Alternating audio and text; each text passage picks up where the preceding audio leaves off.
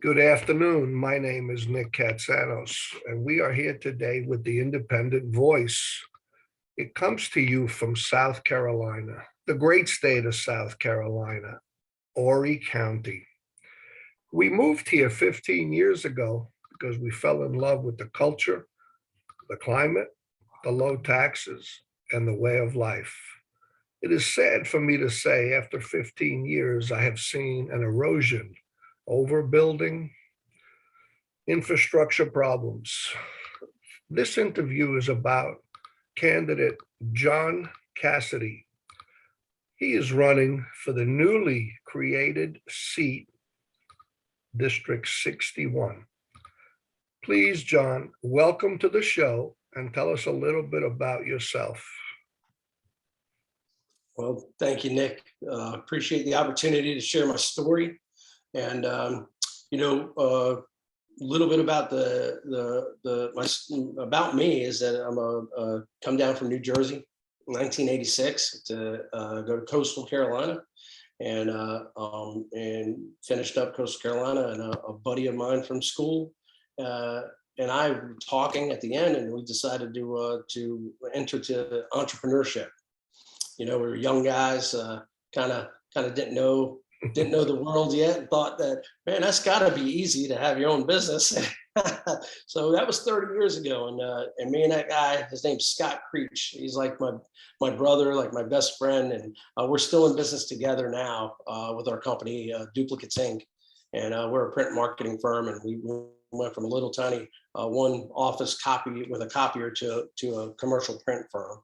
And along the way, I've seen a lot of things with this, with our county, with our state, and our country of how it's grown and how it's gone in different directions. And at that point in my life where my kids are growing up, and I've got the time I feel that I can share and provide to the residents of our county and our state to enter as a representative for them. I just want to make sure I hear you correctly. You think and feel, as a business owner yourself, a lot of our concerns go on deaf ears. Oh, absolutely. Yeah, for sure. There's a lot of, and it's not the concerns of just business owners, which, let's not forget that, the small business people in this country are the largest employer, right? We bring in probably the most revenue collectively, and provide the probably biggest tax base also. But let's not forget our residents and our regular folks. So I think a lot of their concerns also go on deaf ears, and there's a select few that get attention, and we can draw conclusions of why that happens, but not necessarily the solid way. At least not in this interview, another time. Right. Next question. Thank you for that answer. What is the number one reason, John, you decided to jump into this race? It may sound cliche, but we're here for a limited amount of time, right, on this earth. And it's easy to complain and say that things need to be done a certain way. And I'm at that, I don't know, I just got to that point of maturity that's saying, I'm going to try to make a difference, right? And I don't want to, I know this, man, and maybe you agree with me, but we never will hit a home run if we don't swing. And I just feel that, hey, I'm going to try my hardest to make a difference. I'm going to try my hardest to gather and corral and rally like-minded individuals in Columbia that are entrepreneurs in heart. Maybe they don't have a business, but they're entrepreneurs in heart, because if they are, you get a bunch of entrepreneurs around concerns and problems of the citizens of the state. We can solve problems. When we have career politicians, I don't know that they're looking to solve the problems, right? I'm not pointing fingers or anything like that. It's just like, hey man, let's get the people that know how to solve problems and overcome challenges. And that's what I intend to do. I want to leave a legacy that hey, my kids can say to their kids, your granddad, he tried. That's very well put. I kind of feel like I'm in that same crossroad. People ask me all the time, why do I do this? Why do I bother? I feel, like you said, the maturity level, you're at that point. You've seen what life has been the last couple of years. I've seen family and friends pass away from all this craziness and viruses, and makes you really think, so thank you for that answer. So I ask all the candidates to just be candid, be straightforward. People today, they're sick and tired. They want people with a pulse.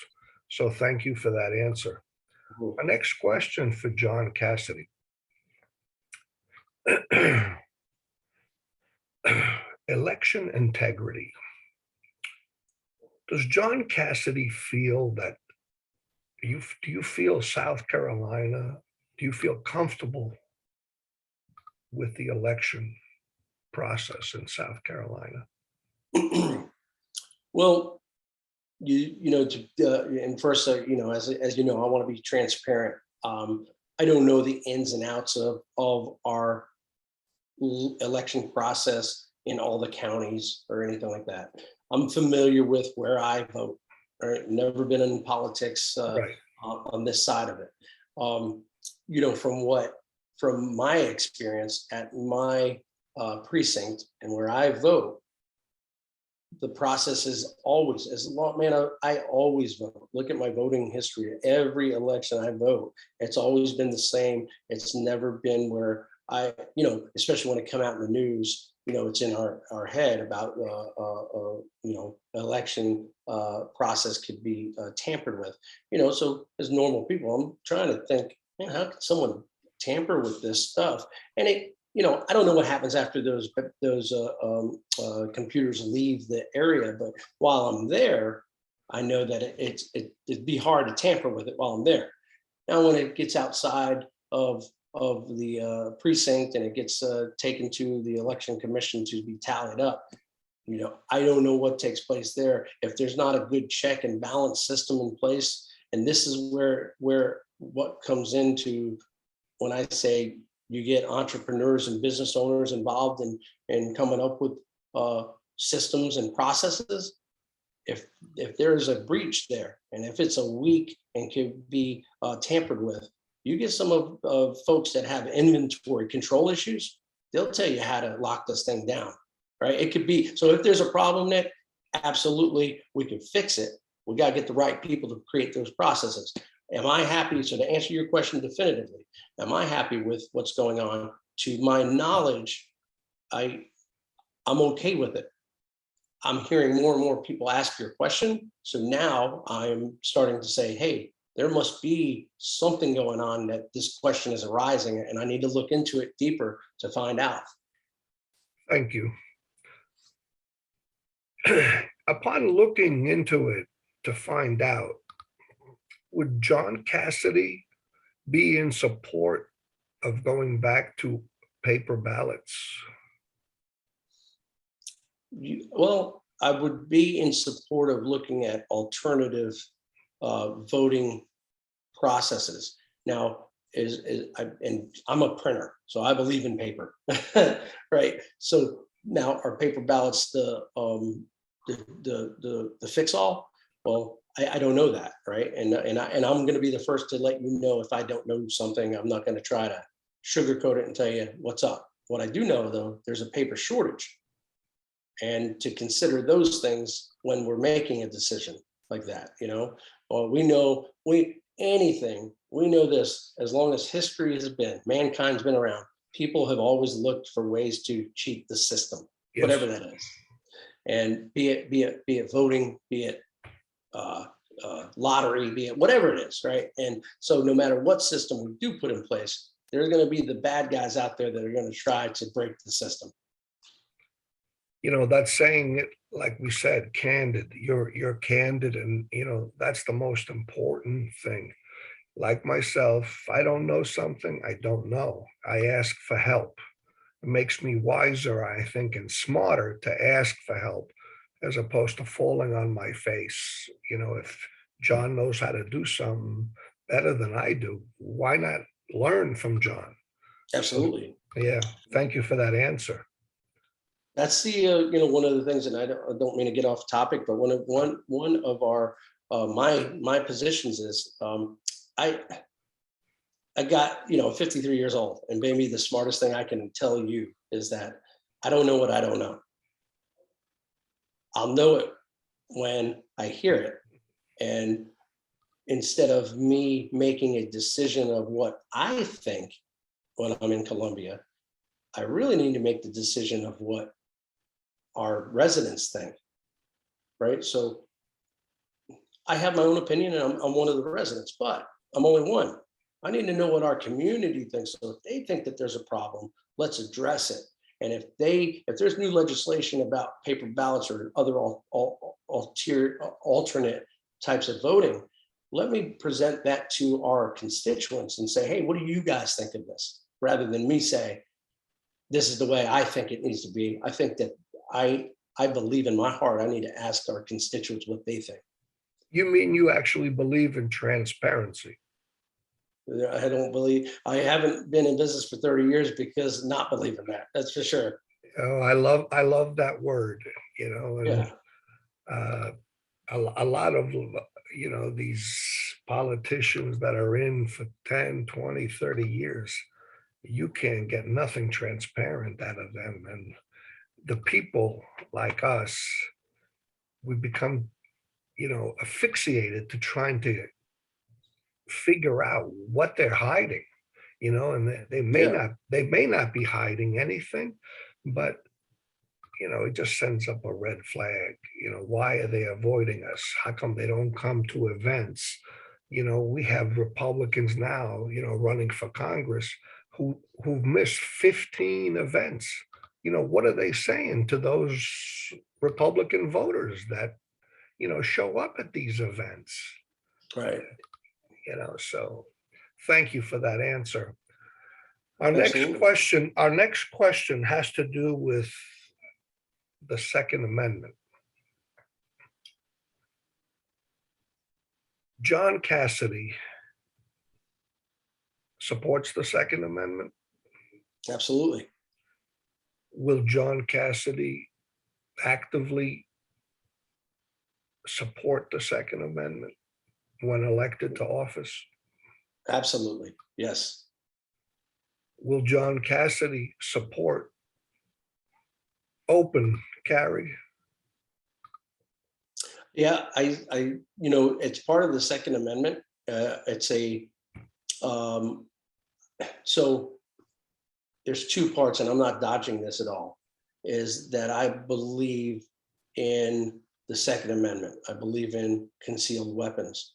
I believe in open carry. Now because of why I believe this is because of when we allow government to take away a small part of our freedoms, it opens the door. It's Pandora's box, right? And we've seen this, guys, for sure, is that the government says we're doing this for your own good, for your safety, and it starts small, and then it gets bigger and bigger and bigger. So where I personally would not open carry, I support it if it's your decision. I don't, what I think I would have to support is that you just can't buy a gun today and start wearing it, right? You didn't ask me that, and I don't want to open up a can of worms for myself. But yeah, so do I support it? Yes, but there's a reason why, is because of our freedoms. Thank you. So just so the viewers understand, I just want to clear, because I like the answers to be very clear to the viewer. John Cassidy supports the Second Amendment. John Cassidy will actively support the Second Amendment. John Cassidy supports open carry, but not to the point where Nick can go buy a gun right now and walk around with it on the beach. Is that correct? That's correct, right? Okay, But so yeah, just so the viewers understand, you think maybe some training, you think some licensing, what do you think would make more sense? well, I think any person, we have the right to bear arms. We have the Yes, right to buy a weapon. I think it's smart practice as a citizen, as a parent, as a neighbor, that you have training, right? yes. You understand a weapon, you understand the purpose of that weapon, right? And you have a check to make sure that there's not any past history of violence, any, not that you couldn't be reformed, I get that, and there's no mental illness, because we need to protect, we do need to protect our families, our friends, our neighbors, and our citizens. So I believe it would make sense to have, not that I'm proposing to have legislation that you got to go get trained, but it would make sense to have training, so you know what you're doing when you have a weapon. I always tell, I'll keep it in the house, my own home. I'm a concealed weapon holder. From a young age, I took my children to the range, and my wife couldn't understand why. We brought up our children in an area called Long Beach, New York, Oceanside, and everything around us is water. It was mandatory when you were in school, fifth grade, sixth grade, that you had swimming lessons. Mhm. So I said to my wife, why did we allow our children and teach our children how to swim? To keep them safe, Right. how to behave around the water. I said, that's why. If they go to a stranger's house and their friend starts, you know, playing around with a handgun, at least the children will have an idea, right, wrong, how they should carry and handle themselves. And she finally got it after a while. They all have to be trained, whether it's swimming lessons, the guns, if they're going to be around them, the same way. So I agree, and I thank you for that answer. Thank you. Our next question. We are one of two states where the legislature picks the judges. I'm having a hard time myself understanding why we still do that, but I'm here and I'm not in the legislature. So I'm asking John Cassidy, would you like to see something change in that process where the legislature who hires the judges are usually lawyers, and they usually bring their cases in front of those same judges that they hire? Do you think that's a conflict of interest? I think, to a point, it could be viewed as, I don't know if nepotism is the right word, uh, but it's a similar, and it, on the surface, to me as an individual and a resident, I could see where someone's being appointed as a judge and that person isn't qualified to be a judge, right? Meaning doesn't understand the law, isn't necessarily. I think a judge needs to have some empathy of some level, and understand, very, very knowledgeable about the particular type of law that they're presiding over. Um, I would want to hear what our fellow neighbors think, our residents, so that if they think that is something that needs to be handled. I thankfully I have not had to go in front of a lot of judges in my lifetime, but I do know exactly what you're speaking about, is that we have a lot of, most of the judges in South Carolina are appointed, and they're appointed by the House of Representatives, so, which is, I'm running for that. I'd be a part of that. Right. The way I would handle that is to make sure that someone's a qualified candidate, not just somebody of the attorneys in that that represent that area. Right. Do you think the governor should have a say or have the appointment authority for the judges? Or one step further, do you think maybe a referendum for the voters to possibly elect the judges? So, we talked about how entrepreneurs come up with solutions, and this is coming off my cuff right now, but this is John Cassidy. This is how I think. So why wouldn't a system be good? And this is hypothetical, of we have the legislation pick the judge candidates. And let's say that there's 10 that's a good candidate, and we narrow it down to 4. And then those 4 we pre-qualified the legislation. Maybe it's 5, maybe it's 6, whatever. And then maybe the governor can have his say of eliminating 2. And so 4 goes to, now here's 4 that you, the voters, can pick, and we pre-qualified them at the State House. That's just an idea that I came off just this second. You and I didn't talk about what you were going to ask me today. No. But that's how an entrepreneur thinks, right? You have to think on your feet, and an entrepreneur is a special person, and if it weren't for entrepreneurs, America wouldn't be America.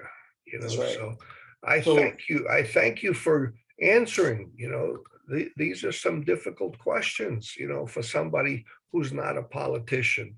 And I think you're doing a great job by being honest and sincere. That to me is the key factors. When anybody can rattle off whatever I want to hear or the viewers want to hear, but that's not what we really get in the background. I'm happy that you're being candid and very forward.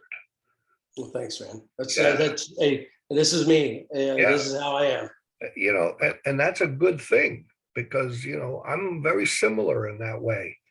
I think I've told you, people either love me or hate me, and I'm okay with both.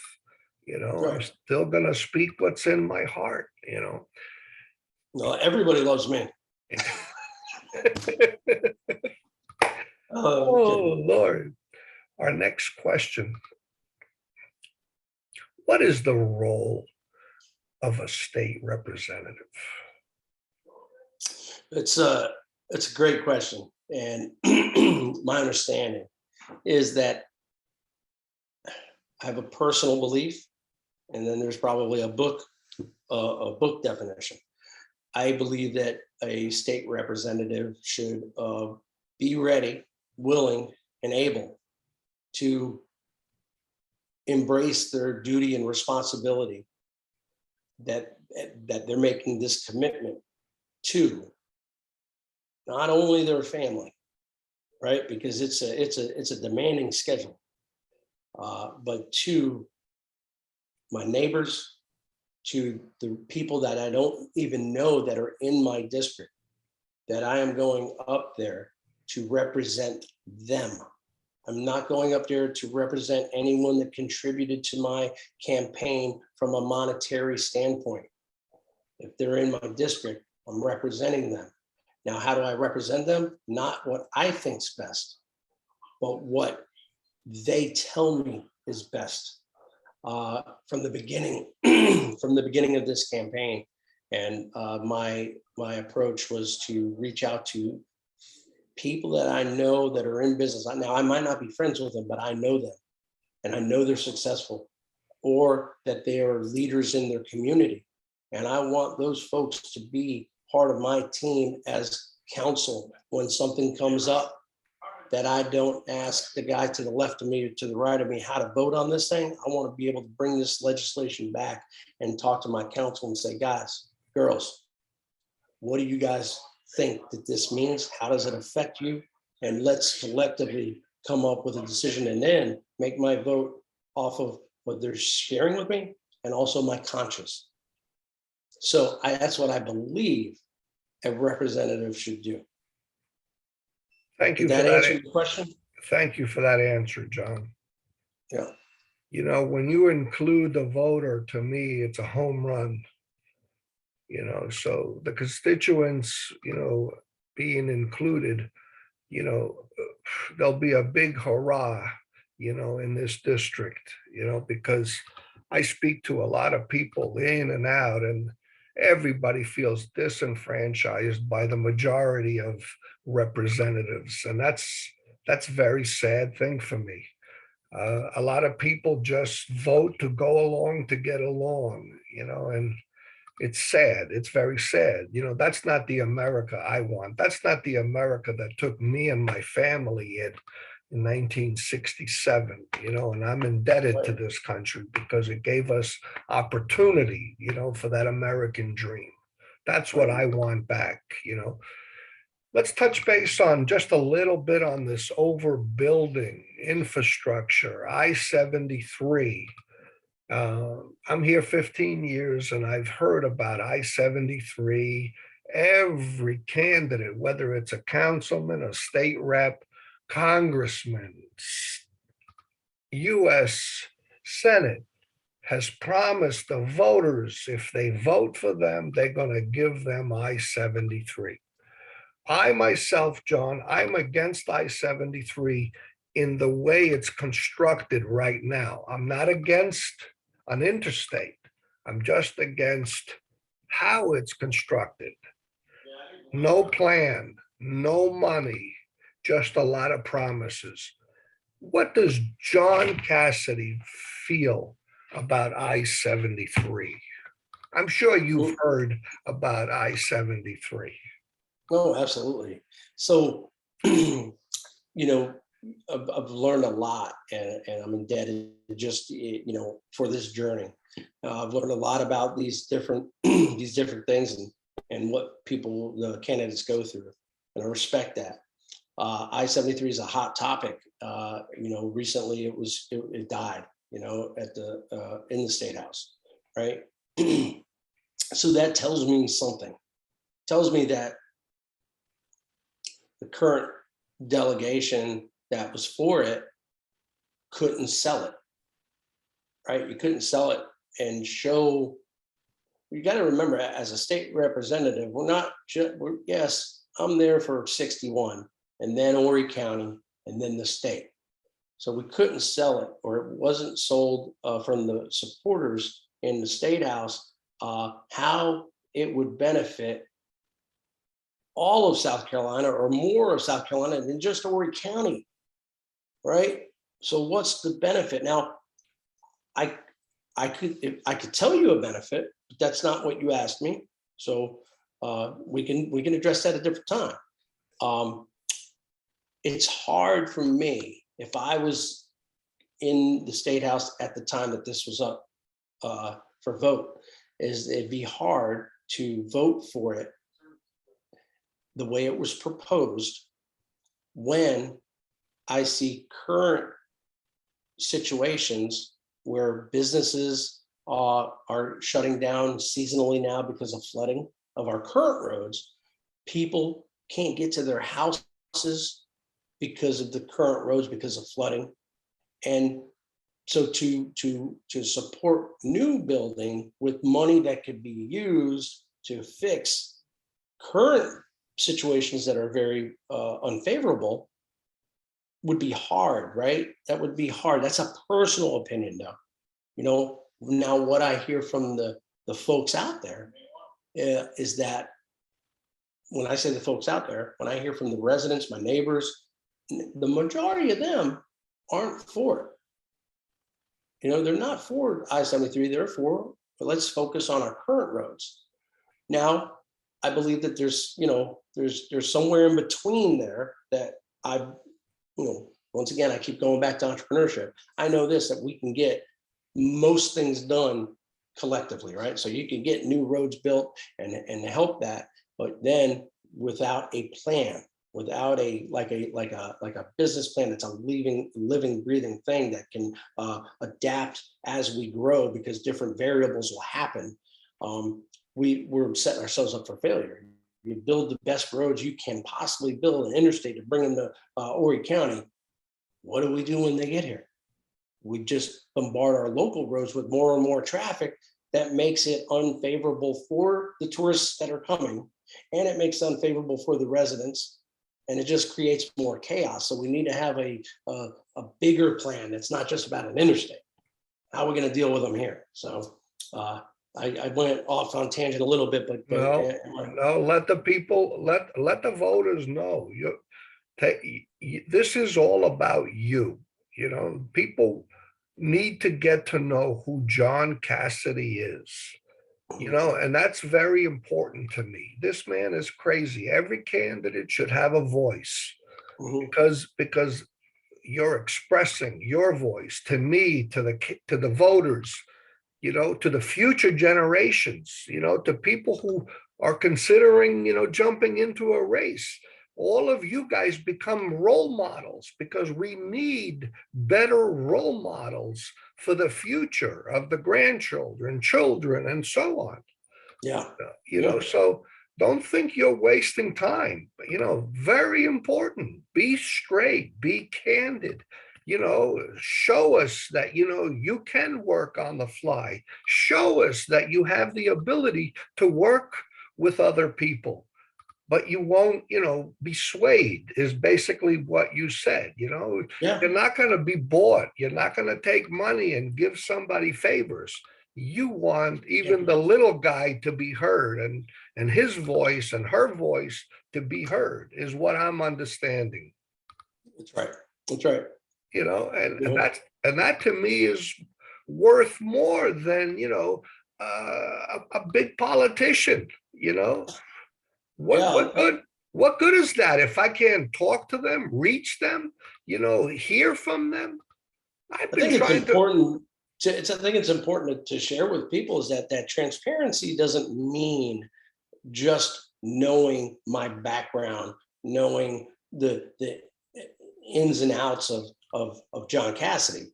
Transparency also means that I'm acting in a fiduciary manner to share with you here's the facts, right? So sometimes we create opinions in our heads based off information. It's the only way we can create an opinion is based off of information we receive. And sometimes, unfortunately, some of the information we receive is not factual, right? It's put out there by other sources to make, sway your belief, right? So part of my job is as a representative and representing folks is to, hey, here are the real facts, guys, that I have found. And now let's let you make an educated decision and opinion based off of real facts, right? So a trusted source for you. That word you use, fiduciary, is something I've used a long time. It is so important, for a candidate to understand that word.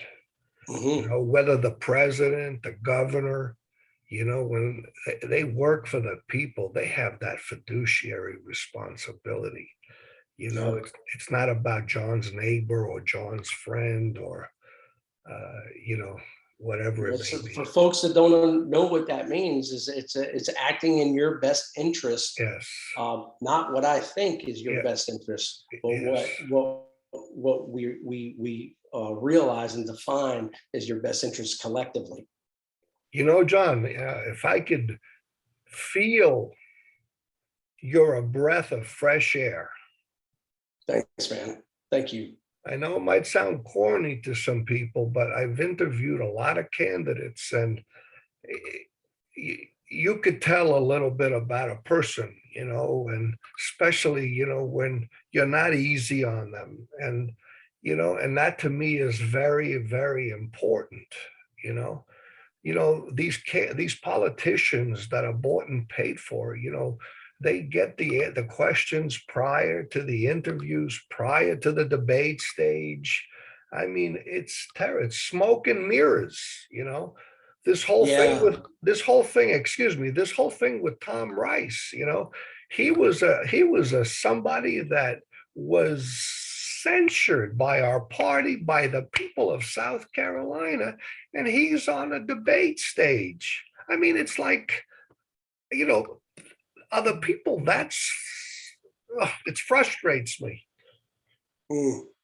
You I know, understand. I do. fiduciary, from the state party all the way down. And then there's people who aren't going to make the debate stage, who are good, hardworking American patriots who paid their fees. I don't care who they are. Change the rules from the get-go. You can't, that's not constitutionally correct, ethically correct for me. Whether I hate these individuals, I'm for right and wrong. I would defend you that same way. Right. Fiduciary. The people don't have. I don't know. I get very excited, John. Yeah, Forgive yeah. me. Hey, man, that's your passion, man, and that's Forgive that's me. important. No, no, no, no, no, no. You know, Forgive me, man. you know, I it's. I'm too smart, to, swallow that kind of stuff. And here at the beginning, of what Tom Rice did, everybody was against him, and now all of a sudden, those same people, they're like this, and like I was saying all along, they're gonna try to put him back in. As much as Fry is out there, he's a standby, in my book. Tom Rice is still their go-to guy. And people wise up because Tom is, to me, used to respect Tom. And this is off the topic, this is about John Cassidy, but we're just talking about fiduciary, and that's what, triggered my thought process. Right. So thank you for listening to That was me. a hot point, man. I know what the trigger is now. I just got to say Yeah. that word. Sometimes I gotta speak too. No, it's important, right? Because let me tell you something. I believe in our county and our state and our country, there's a lot of Nicks, right? I mean, you're unique, but there's people that have that same burning desire to eat. Yes. And listen, and a lot of us, unfortunately, we bite our tongue because we think it doesn't matter. Yep. Right. What's my voice going to do?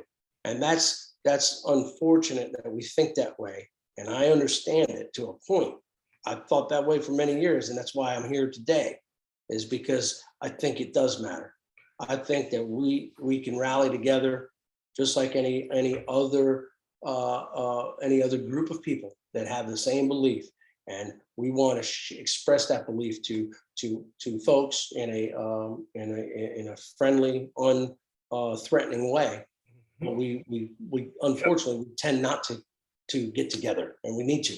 Yeah, absolutely. I welcome every candidate out there across the country, who wants to jump on here. I mean, there's no money involved. I do this for the love of my country that took me and my family in. Nothing else. I don't have a motive. I don't have a horse in the race right now, and on and on. It's about getting your message out there, trying to understand you so, other people can understand who John Cassidy is, because it takes a lot for you to jump into a race. I know that firsthand.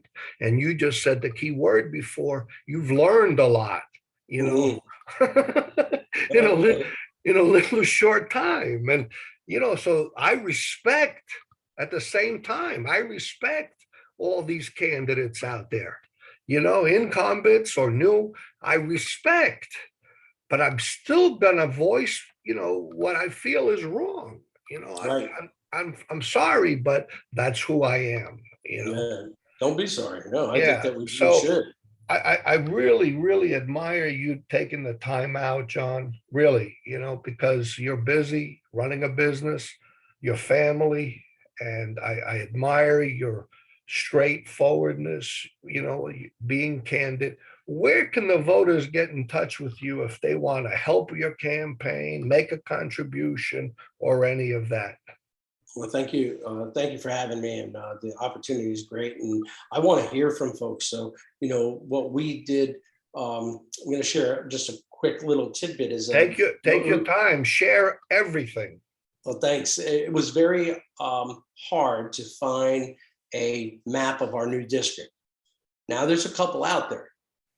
What on the forefront, I had my development team create an interactive map. And I don't know why it took a private individual to do this, where especially if you're redistricting, putting a new district in a county, and not to let the residents know that they have been placed in a new district is just it's outside of my thought process. I don't Yes, sir. understand it. I don't get it. 95% of the people I talk to don't even know that they've got a new district or they've been reassigned their district. Yep. So we created houseseat61.com. So if you think you may be in our district, you don't know, you want to see, you can go to houseseat61.com. You don't have to put your name in, your phone number, your email address. I'm not looking for that, but I want you to be educated and know. You type in your address and it'll drop a pin in the map. It'll show you the district. It'll let you know if you're in or you're not. And I think it's important for you to know that because of who you're, in most cases here, who your representative was last year might not be that this year. And it's important. That's why it's so important June 14th for you to get out and vote and make sure that you're voting for the folks that you think are going to act fiduciary for you. But for my website for this campaign, it's voteforjohncassidy.com. Voteforjohncassidy.com. My contact information is there. I do use my cell number is on all of my material. So I've had that. A few people call me and they go, "Wow, it's your cell number?" And yeah, man, that's how I want to be. I want to be reachable, approachable, and we can converse. It's important. Now, if for some reason that gets abused, I'll have to change that. But as of we are right now, you can reach me, man. I'm your neighbor. I'm your regular dude, and so that's that information's on there. And john@voteforjohncassidy.com is my email. And I'm here to help, man. I want to be the voice. I want to help out. It's been a pleasure, my pleasure. From the Yeah, my pleasure. independent voice, we want to thank John Cassidy. We want to congratulate him for jumping into this race because it's not easy, as John has learned, what a candidate goes through in a very short time. And as a family man, I understand. So thank you for jumping in there. We need good people. We need American patriots, who believe in America. We are proud. We are a country of immigrants. We are a country, that, like we said, unite, bring us together. And I want to thank you, and I want to congratulate you, and I want to wish you the best. Thank you very John much. Cassidy, the future of Horry County. Thank you so much, John, and have a blessed day. Thank you, Nick.